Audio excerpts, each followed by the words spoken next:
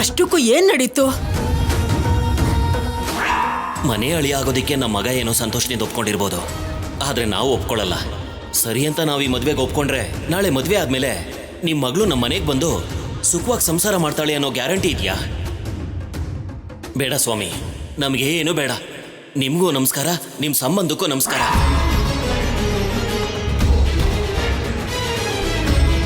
ಮನೆ ಅಳಿಯನ್ ಬಗ್ಗೆ ಕೇಳೋದಕ್ಕೆ ಹೋಗೋದಕ್ಕೂ ಮುಂಚೆ ಒಂದಕ್ಕೆ 10 ಸಲ ಯೋಚನೆ ಮಾಡಿ ಹೋಗ್ಬೇಕಾಗಿತ್ತು ಅಣ್ಣ.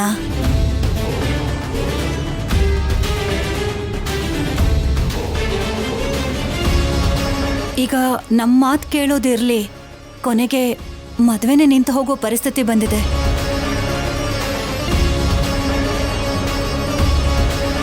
ಹೋಗ್ಲಿ, ಮನೆ ಅಳಿ ಆಗೋದಕ್ಕೆ ಒಪ್ಕೊಂಡಿಲ್ಲ ಅಂದ್ರು ಅತ್ತೆ ಮನೆಗೆ ಕಳಿಸ್ಬೋದಿತ್ತಲ್ಲ. ಅಷ್ಟಕ್ಕೆಲ್ಲ ಮದ್ವೆ ಯಾಕೆ ನಿಲ್ಲಿಸ್ಬೇಕಿತ್ತು?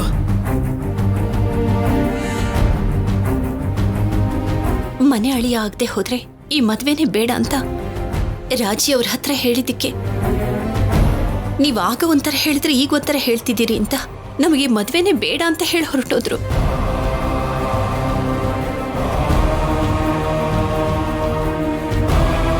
ಚಿಕ್ಕ ಹುಡುಗಿ ಗೊತ್ತಿಲ್ಲದೆ ಮಾಡಿದಾಳೆ.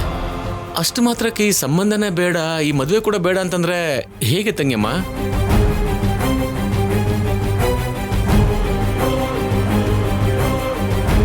ಹೌದು ಅದಕ್ಕೆ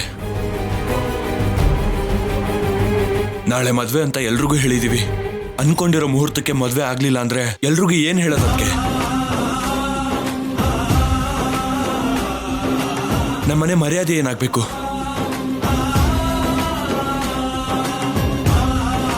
ಯಾವ ಪರಿಸ್ಥಿತಿಲಾದ್ರೂ ಅನ್ಕೊಂಡಿರೋ ಹಾಗೆ ಇಟ್ಕೊಂಡಿರೋ ಮುಹೂರ್ತಕ್ಕೆ ಮದ್ವೆ ಆಗ್ಬೇಕು ಅಷ್ಟೇ.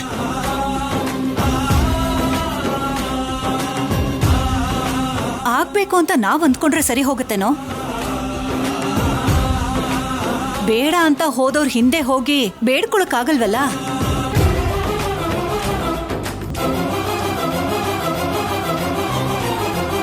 ಯಾರನ್ನೂ ಬೇಡ್ಕೊಳ್ಳುವಂತ ಅಗತ್ಯ ಇಲ್ಲ.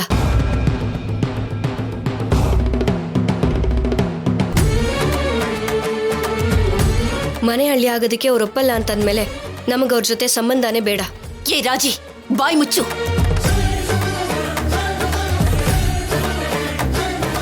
ಏನೇ ಆಗಿಂದ ಮನೆ ಅಳಿಯ ಅಂತ ಹೇಳ್ತಾ ಇದೀಯಾ?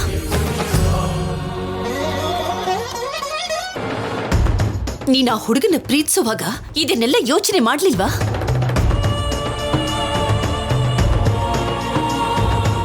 ಮದ್ವೆಗೆ ಸಿದ್ಧವಾಗ್ತಿದ್ದಾಗ ಇದೆಲ್ಲ ನೆನಪಾಯ್ತಾ? ನೀನ್ ಮದ್ವೆಯಾಗಿ ಆ ಮನೆಗೆ ಹೋಗ್ಲೇಬೇಕು. ನಾನು ಹೇಗಾದ್ರೂ ಮಾಡಿ ಶೌರ್ಯನ ಹತ್ರ ಮಾತಾಡಿ ಒಪ್ಪಿಸ್ತೀನಿ. ನಾನ್ ಸತ್ರು ಒಪ್ಪಲ್ಲ. ಬಾಯ್ ಮುಚ್ಚೋ.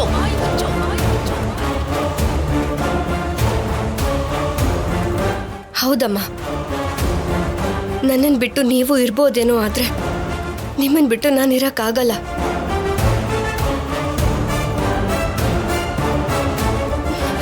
ಈ ಮನೆ ಹಳಿಯಾಗಿ ಬರ್ದೇ ಇದ್ರೆ ನಂಗೆ ಈ ಮದ್ವೆ ಬೇಡ ಅಮ್ಮ.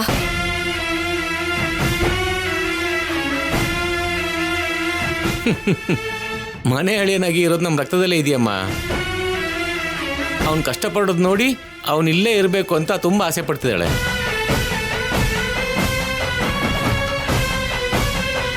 ಅವಳು ಏನು ಆಸೆ ಪಡ್ತಾಳೆ ಹಂಗೆ ಆಗ್ಬಿಟ್ರೆ ಎಲ್ಲ ಆಗೋಗುತ್ತಲ್ಲ ತಂಗಿಯಮ್ಮ. ಇರೋ ಒಬ್ಳು ಮಗಳನ್ನ ಆಚೆ ಕಳಿಸ್ಬಿಟ್ಟು ನೀವು ವ್ಯಥೆ ಪಡ್ತೀರಾ ಹೇಗೆ? ನೀವ್ ಹೇಳೋದು ಸರಿನೇ, ಆದ್ರೆ ಅವರು ಅದಕ್ಕೆ ಒಪ್ತಾ ಇಲ್ಲ ಅಣ್ಣ.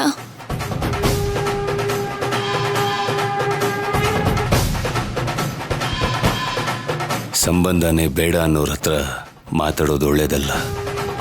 ಹಂಗಾದ್ರೆ ಬೇಗನೆ ಇನ್ನೊಂದು ಸಂಬಂಧ ನೋಡೋಣ ಭಾವನವ್ರೆ.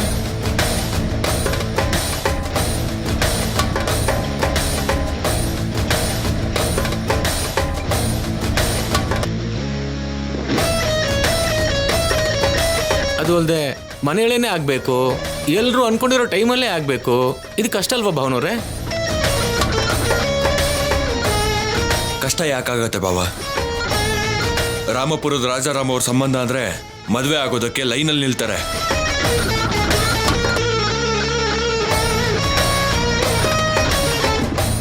ಅವನಿಗಿಂತ ತುಂಬಾ ಒಳ್ಳೆ ಸಂಬಂಧ ನೋಡಿ ನಾಳೆನೆ ಮದುವೆ ಮಾಡೋಣ. ಶಿವರಾಜು, ಅವಸರ ಮಾಡ್ಕೊಳ್ಳೋದು ಬೇಡ. ನಿಮ್ಮ ಅಣ್ಣನ ಹೆಸರು ಪ್ರತಿಷ್ಠೆಗೋಸ್ಕರ ಎಲ್ಲರೂ ಮುಂದೆ ಬರಬಹುದು.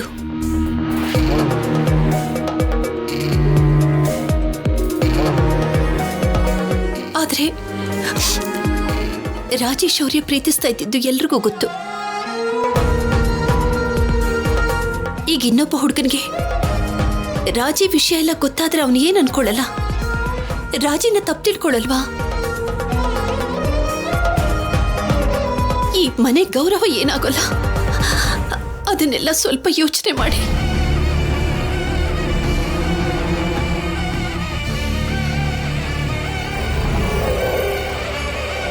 ತಂಗಿಯಮ್ಮ ಹೇಳಿದ್ದು ಪಾಯಿಂಟು ಕರೆಕ್ಟೇ, ಆದ್ರೆ ಎಲ್ಲ ತಿಳ್ಕೊಂಡು ಅರ್ಥ ಮಾಡ್ಕೊಳ್ಳುವಂತ ಮದುವೆ ಹುಡುಗ, ಅದು ಅಲ್ಲದೆ ಈ ಮನೆಗೆ ಮನೆ ಅಳಿಯನಾಗಿ ಬರುವಂತ ಹುಡುಗ ಈಗಿಂದೀಗಲೇ ಎಲ್ಲಿ ಸಿಗ್ತಾನೆ?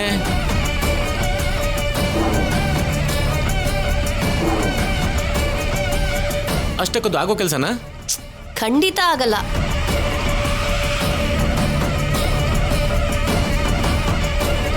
ಹಾಗಾದ್ರೆ ನಾಳೆ ಮದ್ವೆ ನಡೆಯಲ್ಲ? ಯಾಕೆ ನಡೆಯಲ್ವೇ? ಯಾಕೆ ನಡೆಯಲ್ಲ? ಅವಳಗ್ ತಕ್ಕನಾಗಿರೋ ಹುಡುಗ ಇದ್ದಕ್ಕಿದ್ದ ಹಾಗೆ ನಮ್ ರಾಜಿಗೆ ಎಲ್ಲಿಂದ ಸಿಗ್ತಾನಮ್ಮ? ಹುಡುಕಿದ್ರೆ ಎಲ್ಲೂ ಸಿಗಲ್ಲ. ಅಂದ್ರೆ ಕೈಯಲ್ಲಿ ಬೆಣ್ಣೆ ಇಟ್ಕೊಂಡು ತುಪ್ಪ ಕೂರೆಲ್ಲ ಅಲ್ದ್ರೆ ಎಲ್ಲಿ ಸಿಗತ್ ಹೇಳು? ಯಾರ ಬಗ್ಗೆ ಮಾತಾಡ್ತಿದ್ಯಮ್ಮ? ನಮ್ ಸೀನಾ ಬಗ್ಗೆ ಕಣೋ.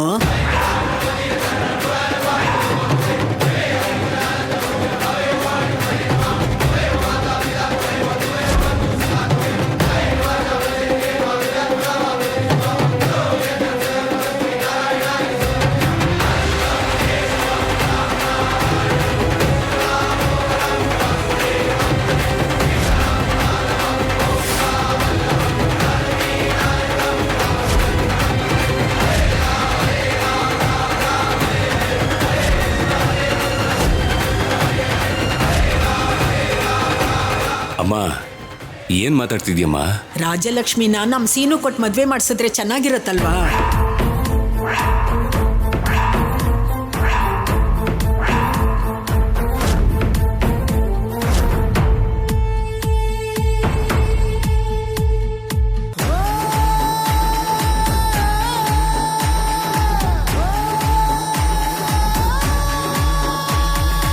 ಯಾಕೆಲ್ಲ ಹಾಗೆ ನಿಂತ್ಬಿಟ್ರಿ?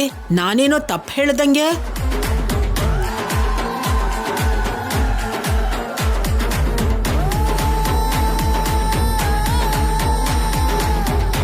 ಸೀನು ಮತ್ತೆ ರಾಜಿ ಅಣ್ಣ ತಂಗಿ ಮಕ್ಕಳು, ಚಿಕ್ಕ ವಯಸ್ಸಿಂದ ಒಟ್ಟಿಗೆ ಆಟ ಆಡ್ಕೊಂಡು ಬೆಳೆದವರು. ಒಬ್ರ ಬಗ್ಗೆ ಒಬ್ರಿಗೆ ಚೆನ್ನಾಗಿ ಗೊತ್ತು.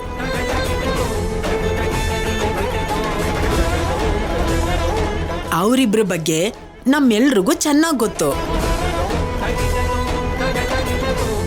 ಜಾನಕಿ ಭಯ ಪಡೋ ತರ ರಾಜಿ ಪ್ರೀತಿ ವಿಷಯ ಗೊತ್ತಾಗಿ ಅನುಮಾನ ಪಡೋ ಅವಶ್ಯಕತೆನೇ ಇಲ್ಲ.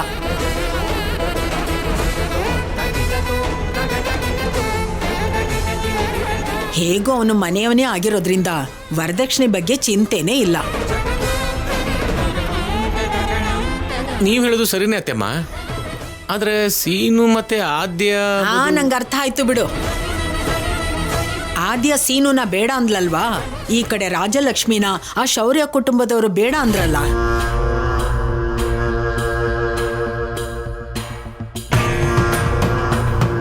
ಈ ಕಡೆ ಇವಳ ಪ್ರೀತಿ ಇವಳಗ್ ಸಿಗ್ಲಿಲ್ಲ, ಆ ಕಡೆ ರಾಜಲಕ್ಷ್ಮಿ ಪ್ರೀತಿ ದೂರ ಆಯ್ತು.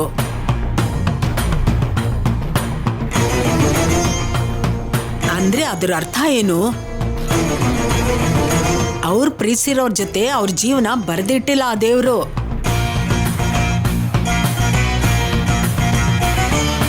ರಾಜಲಕ್ಷ್ಮಿಗೂ ಸೀನುಗೂ ಮದ್ವೆ ಆ ದೇವ್ರು ಬರ್ದಿಟ್ಟಿದ್ದಾನೆ. ಅವರಿಬ್ಬರಿಗೂ ಮದ್ವೆ ಮಾಡಿಸಿದ್ರೆ ಚೆನ್ನಾಗಿರ್ತಾರೆ. ಇವರಿಬ್ರು ಜೋಡಿ ಕೂಡ ಚೆನ್ನಾಗಿದೆ. ಯೋಚನೆ ಮಾಡಿ ನೋಡಿ.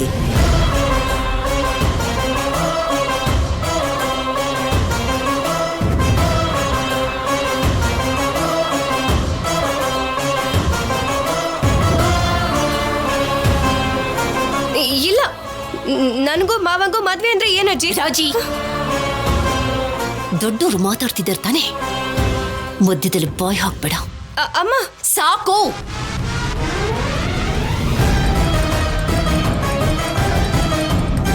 ನಿನಗ ಸಂಬಂಧ ಬೇಡ ಅಂದ್ಮೇಲೆ ಎಲ್ಲ ಮುಗೀತು ಅಷ್ಟೇ. ಮನೆ ಅಳಿಯನೇ ಬೇಕು ಅಂತ ಹೇಳ್ದೆ, ಇನ್ನೊಂದು ಮಾತು ಕೂಡ ಆಡ್ಕೊಡ್ದು.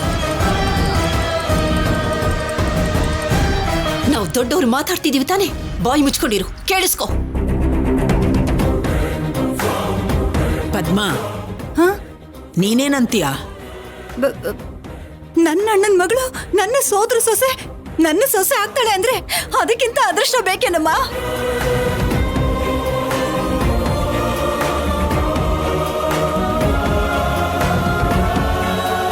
ಅಂದ್ರೆ ಅನ್ಕೊಂಡಿರೋ ಮುಹೂರ್ತದಲ್ಲಿ ಮದ್ವೆ ಮಾಡಿಸ್ಬಿಡು.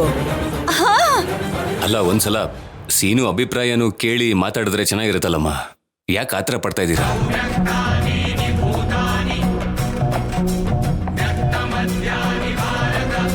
ಮೊದ್ಲು ಅವನಿಗೆ ಇಷ್ಟನೋ ಇಲ್ವೋ ತಿಳ್ಕೋ ಪದ್ಮ. ಅವನಿಗೆ ಯಾಕೆ ಇಷ್ಟ ಆಗಲ್ಲ ಅಣ್ಣ? ಖಂಡಿತ ಅವನಿಗೆ ಇಷ್ಟ ಆಗತ್ತೆ. ನೀನ್ ಹೇಳಿರೋದ್ರಿಂದ ಒಂದ್ಸಲ ಕೇಳಿ ತಿಳ್ಕೊಂಡ್ಬಿಡ್ತೇನೆ.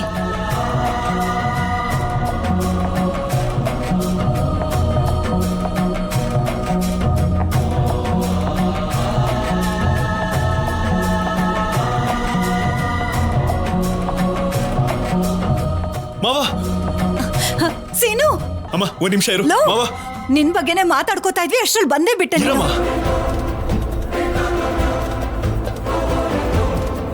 100 ವರ್ಷ ನನ್ ಮಗನಿಗೆ. ಆಯ್ತಿರಮ್ಮ, ಮಾವನ ಹತ್ರ ಏನೋ ಮಾತಾಡ್ಬೇಕು ನಾನು. ಲೋ, ಮಾವ, ಇದ್ ಅದಕ್ಕಿಂತ ಮುಖ್ಯವಾದ ವಿಷಯ ಕಣೋ. ನಿನ್ ಹತ್ರ ಮಾತಾಡ್ಬೇಕು, ಸ್ವಲ್ಪ ಕೇಳಿಸ್ಕೋ. ಇಲ್ಲಮ್ಮ, ಇದು ತುಂಬಾ ಇಂಪಾರ್ಟೆಂಟ್. ಒಂದ್ ನಿಮಿಷ ಕಣೋ, ಇದ್ ಅದಕ್ಕಿಂತ ಅರ್ಜೆಂಟ್ ಕಣೋ. ಅಯ್ಯೋ ಇಲ್ಲಮ್ಮ, ಇದು ತುಂಬಾ ಅರ್ಜೆಂಟ್ ಅಮ್ಮ. ಅಯ್ಯೋ, ಒಂದ್ ನಿಮಿಷ ಇರೋ, ಈ ವಿಷಯ ನಾನು ನಿನಗೆ ಹೇಳಲೇಬೇಕು. ಏನದು? ರಾಜಿಗೂ ನಿನ್ಗೂ ಮದ್ವೆ ಮಾಡೋಣ ಅಂತ.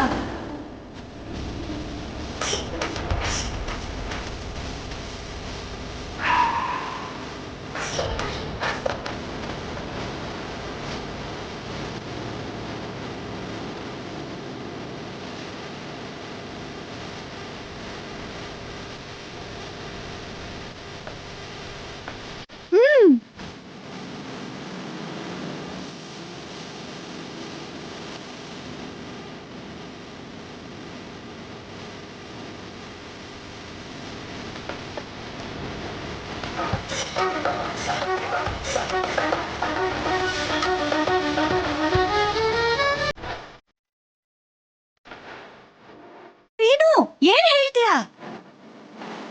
ಏನಂದೆ? ತಲೆಗಿಲೆ ಕೆಟ್ಟಿದೆ ಹೆಂಗೆ?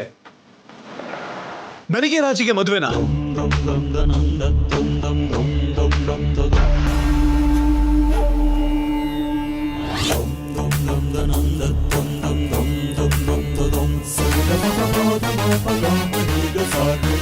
ರಾಜಿ ಶೌರ್ಯ ಅಂತಾನೆ ಮದ್ವೆ ಆಗೋದು. ಆ ಮದ್ವೆ ನಿಂತು ಹೋಯ್ತು ಕಣೋ.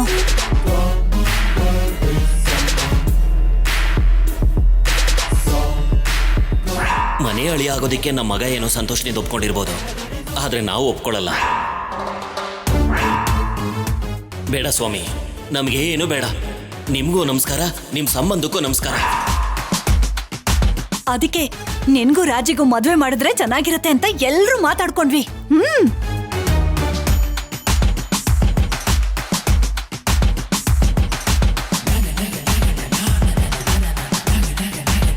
ಸೀನು, ಏನ್ ಹೇಳ್ತೀಯಾ? ನೀವ್ ಅನ್ಕೊಳ್ಳೋ ಹಾಗೆ ನಾನು ಅನ್ಕೊಳ್ಳಲ್ಲಮ್ಮ.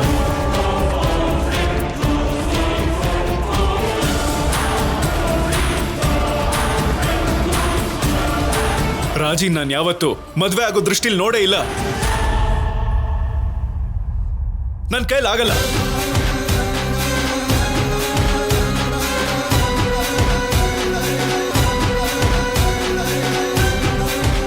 ಸೀನು, ಸೀನು,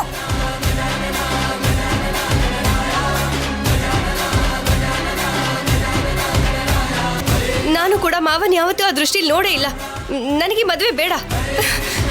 ಅದು ಹಾಗಲ್ವೇ ರಾಜಿ?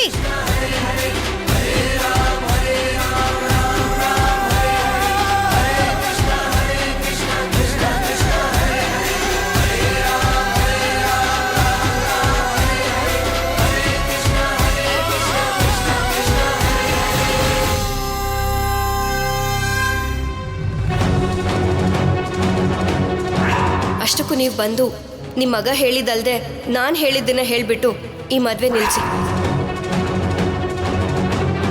ನಾನು ಪ್ರೀತಿಸಿರೋ ವ್ಯಕ್ತಿ ಪ್ರಾಣ ಹೋಗ್ಬಾರ್ದು ಅಂತ ಹೀಗೆ ಮಾಡ್ತಾ ಇದ್ದೀನಿ.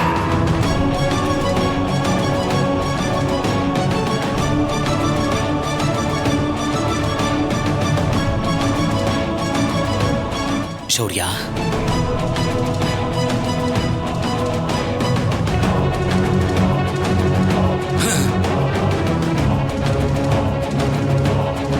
ಶೌರ್ಯ, ಶೌರ್ಯ,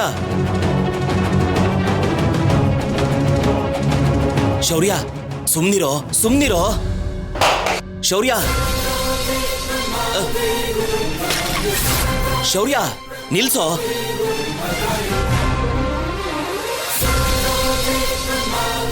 ಶೌರ್ಯ, ಏನೋ ಇದೆಲ್ಲ? ಹೀಗೆ ಹೀಗೆ ನನ್ನ ಮನ್ಸನ್ನು ನುಚ್ಚು ನೂರು ಮಾಡಿದ್ದೀರ ನೀವು. ಹೀಗೆ ನನ್ನ ಕ್ಯಾರೆಕ್ಟರ್ ಮತ್ತೆ ಗೌರವನ ಮಾವನ ಮುಂದೆ ನಾಶ ಮಾಡಿದ್ರಿ ನೀವು. ನಾನು ನಿಮಗೆ ಫೋನಲ್ಲಿ ಹೇಳಿದ್ದೇನು, ನೀವು ಬಂದು ಅಲ್ಲಿ ಹೇಳಿದ್ದೇನು? ಅದು ಹಾಗಲ್ಲ ಕಣೋ, ನಾನು ಹೇಳೋದನ್ನ ಕೇಳು. ನಾನು ಕೇಳಿದಕ್ಕೆ ಮಾತ್ರ ಉತ್ತರ ಕೊಡಿ ನೀವು. ಅಪ್ಪ, ಇದೇ ವಿಷಯ ನೀವು ಇಲ್ಲಿಗೆ ಬನ್ನಿ, ಮನೆ ಅಳಿಯಾಗಿ ಕಳ್ಸೋದಕ್ಕೆ ಓಕೆ ಅನ್ನಿ. ಒಂದ್ ಸ್ವಲ್ಪ ಟೈಮ್ ನಾನು ಮನೆ ಅಳಿಯಾಗಿ ಇರ್ತೀನಿ ಅಂತ ನಿಮ್ಗೆ ಚಿಕ್ಕ ಮಗು ತರ ಹೇಳ್ದೆ ಅಲ್ವಾ? ನನ್ ಮಾತೆ ನಮ್ಮ ಅಪ್ಪ ಅಮ್ಮನ ಮಾತು ಅಂತ ನಾನ್ ಮಾವಾಗ ಹೇಳಿದ್ದೆ. ಅರ್ಥ ಆಗಿಲ್ವಾ ನಿಮ್ಗದು? ಸರಿ ಅಂತ ಒಂದ್ ಮಾತು ಹೇಳಿದ್ರೆ ಆಗೋದಲ್ವಾ? ಮಾವ ಅತ್ತೆ ಅಷ್ಟ್ ಚೆನ್ನಾಗಿ ಮಾತಾಡ್ತಾ ಇದ್ರು, ನಿಮಗ್ ನೀವೇ ತಪ್ಪು ಹುಡುಕಿ ಸಂಬಂಧ ಮುರಿದಾಕಿ ನನ್ ಮದ್ವೆ ಕನ್ಸನ್ನ ನಾಶ ಮಾಡಿದ್ರಿ. ಅಷ್ಟಕ್ಕೂ ತಂದೆ ತಾಯಿನ ನೀವು? ಹೌದು ಕಣೋ, ತಂದೆ ತಾಯಿನೇ. ತಂದೆ ತಾಯಿ ಆಗಿರೋದಕ್ಕೆ ಹಾಗೆ ಮಾಡಿದ್ದು. ಬೇಕು ಅಂತಾನೆ ಅನ್ಕೊಂಡೆ. ನೀನು ಮದ್ವೆನ ನಿಲ್ಲಿಸ್ಬೇಕು ಅನ್ನೋ ಉದ್ದೇಶದಿಂದಾನೆ ನಾವು ಪ್ರತಿಯೊಂದು ಮಾತು ಆಡಿದ್ದು. ಅಪ್ಪ, ಏನ್ ಮಾತಾಡ್ತಾ ಇದ್ದೀರಾ? ಯಾಕೆ ಹೀಗೆ ಮಾತಾಡ್ತಿದ್ದೀರಾ? ನನ್ ಪ್ರೀತಿನ ಸಾಯಿಸಿ ನನ್ ಮದ್ವೆ ಮುರಿದಾಕುವಂತ ದ್ವೇಷ ನಿಮಗೆ ಯಾಕೆ ಬಂತು? ಅಂತ ತಪ್ಪು ನಾನು ಏನ್ ಮಾಡಿದೀನಿ? ನೀನೇನು ತಪ್ಪು ಮಾಡಿಲ್ಲ ಕಣ. ಹಾಗಂತ ನಿನ್ ಮೇಲೆ ಹಾಗೆ ತೀರ್ಸ್ಕೊಳಕ್ ಈ ಕೆಲಸ ಮಾಡ್ಲಿಲ್ಲ. ನೀನ್ ನಮ್ ಪ್ರಾಣ ಅಂತಾನೆ ಇಂಥ ಕೆಲಸ ಮಾಡಿದ್ದು. ನಿನಗೆ ರಾಜಲಕ್ಷ್ಮಿ ಬೇಕು, ಆದ್ರೆ ನಮ್ಗೆ ನೀನ್ ಬೇಕು ಕಣೋ. ನಿನಗೆ ರಾಜಲಕ್ಷ್ಮಿ ಜೊತೆ ಮದುವೆ ಆಗ್ಬೇಕು, ಆದ್ರೆ ನಮ್ಗೆ ನೀನು ಜೀವಂತವಾಗಿರ್ಬೇಕು ಕಣೋ.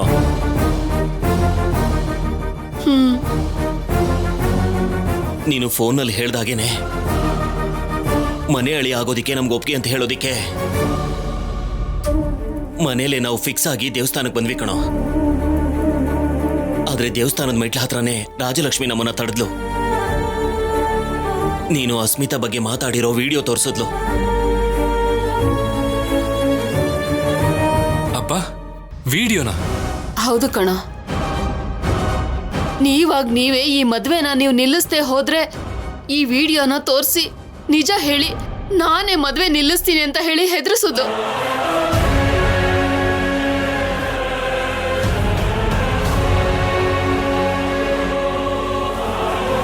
ಆ ವಿಡಿಯೋದಲ್ಲಿ ನೀನು ಮಾತಾಡಿರೋ ಮಾತುಗಳನ್ನ ಆ ರಾಜಾರಾಮ್ ಅವ್ರು ಕೇಳಿಸ್ಕೊಂಡ್ಬಿಟ್ರೆ ನಿನ್ನ ಜೀವಂತವಾಗಿ ಬಿಡ್ತಾರ ಹೇಳು?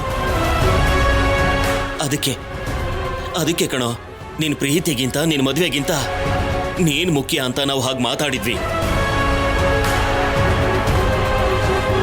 ಅದಕ್ಕಿಂತ ಹೆಚ್ಚಾಗಿ ನಾವೇನ್ ಮಾತಾಡ್ಲಿಲ್ಲ ಕಣೋ. ರಾಜಲಕ್ಷ್ಮಿ ಇಂಥ ಕೆಲಸ ಮಾಡಿದಾಳ? ವಿಡಿಯೋ ತೋರಿಸಿ ನಿಮಗೆ ಭಯ ಪಡಿಸಿ ಈ ಮದ್ವೆ ಮುರಿದಾಕೋ ತರ ಮಾಡಿದ್ಲ? ರಾಜಿ,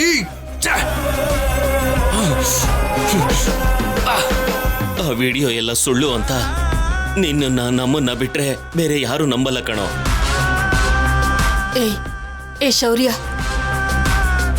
ರಾಜಲಕ್ಷ್ಮಿ ಜಾಗದಲ್ಲಿ ಬೇರೆ ಹುಡುಗಿ ಇದ್ದಿದ್ರೆ ಆ ವಿಡಿಯೋನ ಅವ್ರ ಮನೆಯವ್ರಿಗೆ ತೋರಿಸಿ ನಮ್ಮ ಮನೆ ಹತ್ರ ಕಳಿಸಿ ಗಲಾಟೆ ಮಾಡಿಸ್ತಾ ಇದ್ಲು. ಆದ್ರೆ ರಾಜಲಕ್ಷ್ಮಿ ಒಳ್ಳೆ ಹುಡುಗಿ ಆಗಿರೋದ್ರಿಂದ ನಿಜ ಹೇಳ್ದೇನೆ ಮನೆ ಅಳಿಯ ಅನ್ನೋ ನೆಪದಿಂದ ಮದ್ವೆ ನಿಲ್ಸೋ ಪ್ರಯತ್ನ ಮಾಡಿದಾಳೆ.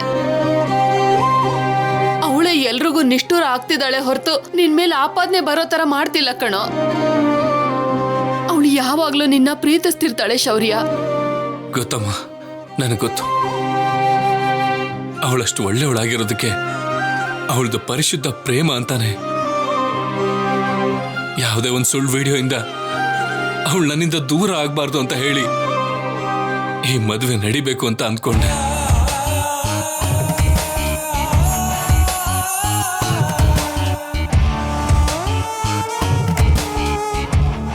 ಆದ್ರೂ ನನ್ನ ಬ್ಯಾಡ್ ಲಕ್, ಮದ್ವೆನೇ ನಿಂತೋಯ್ತು.